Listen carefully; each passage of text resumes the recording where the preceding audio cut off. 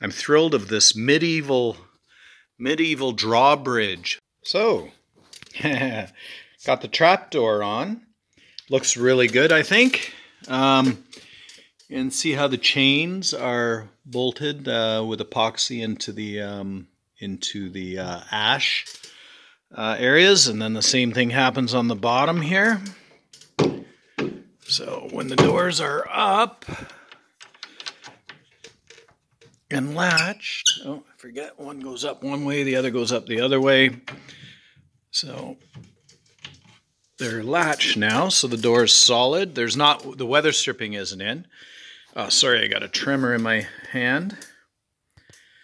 But, yeah, so the chains can hang, or you can throw them up over the shoulder like that if you want.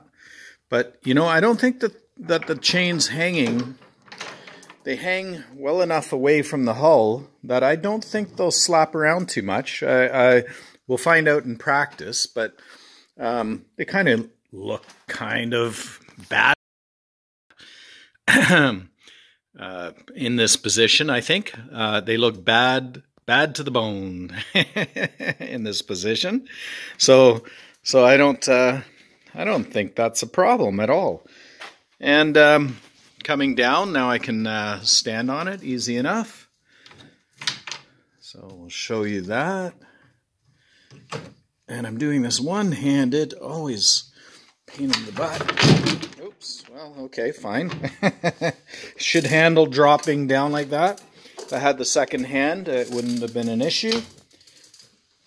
There we go. Bounce, bounce, bounce. Bounce the whole boat up and down.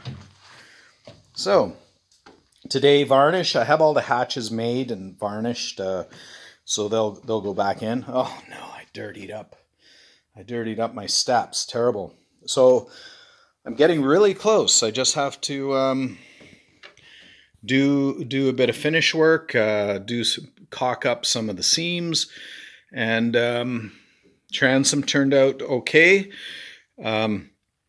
I was going to leave the wood natural, so that is a mahogany veneered ply, Okumi piece of ply there, as is the transom. But because I already glassed it, I had to sort of do a faux staining on it. So I'm hoping that works out okay. And I did the same thing on the transom. I need to get this done and in the water. We've already had snow, so I'm going to just rush ahead. There's some things I'm not happy with. I could do a better job here and there, sanding mostly in the finish end of things. But to get it done and get it tested before winter really sets in, I'll leave it for now, and I can always go back at it and sand it better later. So for now, let's just get a coat of varnish on it to protect it, and then so that's today's plan. And then I can reassemble and arrange my what am I arranging? Arrange my steering cables and set up my motor plates, backing plates, and so forth. So yeah, check this out. I'm out on the very end here, bouncing up and down, strong as all heck.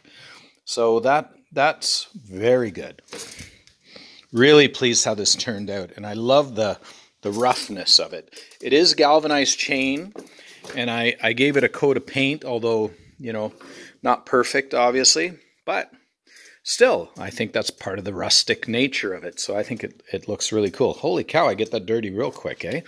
But it wipes right off, so no problem.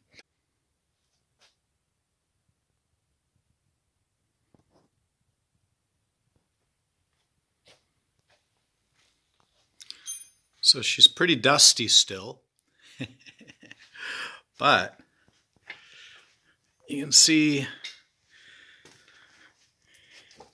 she's coming along nicely. I ran out of black paint, so I got lazy and used the brown that I had, but I think I'm going to buy a little bit of black and finish that up how I want it to be. But then again, it doesn't look bad. Might just put the stripe across, continue the stripe from right there all the way across. on the transom. That's just a coat of urethane over top. Varnish, sorry, spar varnish. Needs several other coats, but just getting it ready so that I can get it in the water. Floorboards are out. I have steering cables to run. And is that it? Oh, a back plate. I have some hunks of metal that I can modify to create. Either I'll use the aluminum here, or I have these two pieces as motor plates so that the motor clamps on them. Those two pieces are stainless, so I can cut and modify them. I think that they'll work. We'll see what works best. But it's all from that aluminum plate was from an old sailboat, the centerboard trunk, which I've used chunks of it before, as you can tell. I cut out. I have some caulking to do. You can see a line there, a little gap, so that's going to get caulked with some brown exterior grade caulking and then varnished over. Yeah, it's looking pretty good, I think. You know what I'm thrilled about? I'm thrilled of this medieval drawbridge that I created. I think that's super cool. So we'll dwell on this a little bit. Like, check this out. The chain's rated for 600 plus pounds, 600 and something pounds. So it has me covered. And let's argue you could stand out here and catch big fish. And the way it's tagged, it's bolted almost all, well, the bolt is epoxied in almost through to the end, but not coming through the end. So it is a bolt, so that makes it quite strong. And then it has bolts into this piece here that runs across, so it's not on the ends that can break off. It's on this solid piece, and they're epoxied in. So it takes just a little kick to drop it so that the chains are working evenly. And keep in mind, with this boat, as interesting as it might appear up on the top side, the hull shape is just way different. There's not much in home-built plywood boats that are like it. It's almost like a catamaran in the stern, this video, but you can sort of see the raised deck here in this area. So that's the tunnel.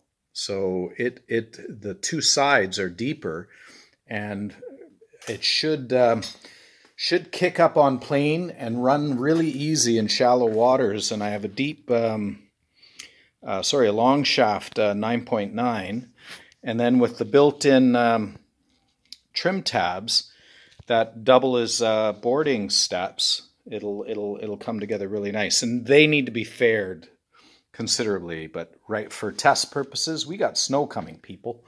I need to get this in the water and get it out for a run and test it. So got to get it out there before the snow freezes everything up.